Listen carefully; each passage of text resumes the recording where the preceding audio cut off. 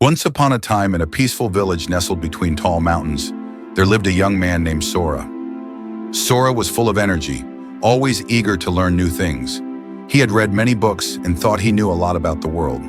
But deep inside, he felt something was missing. He had heard of a wise Zen master living in a small temple at the top of the mountain. People said this master had great wisdom and could help others see life in a new way. One day, Sora decided to visit the Zen master. He climbed the steep path up the mountain, determined to gain more knowledge. When he finally reached the temple, he bowed respectfully and asked the master, "Master, I've read many books and learned a lot, but I still feel like I don't understand life completely. Can you teach me the way?" The Zen master, an old man with a gentle smile, nodded and invited Sora to sit with him. They sat together in silence for a while, and the master offered Sora a cup of tea. As the master began to pour the tea, Sora noticed something strange. The tea kept flowing into the cup, and soon it began to overflow, spilling onto the table. "Master, stop!" Sora cried out. "The cup is already full. It can't hold any more tea."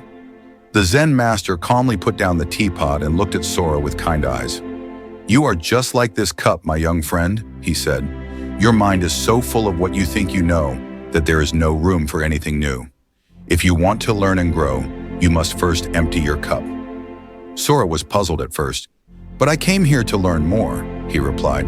"How can I empty my mind when I already know so much?" The master smiled and said, "Sometimes when we fill ourselves with too much knowledge, we block the space for wisdom. True learning begins when we let go of the belief that we already know everything. Only then can we be open to new ideas, new ways of thinking, and new experiences." Sora sat in silence, reflecting on the master's words. He realized that in his eagerness to learn, he had become closed off to new perspectives. He had been so focused on what he thought he knew that he had forgotten the importance of being open and humble.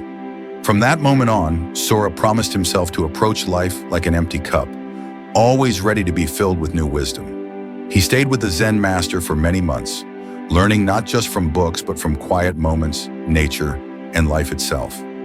As time passed, Sora became known in the village as a person of great understanding, not because of how much he knew, but because of how open and humble he remained. He had learned that true growth comes from emptying the mind, letting go of pride, and staying curious.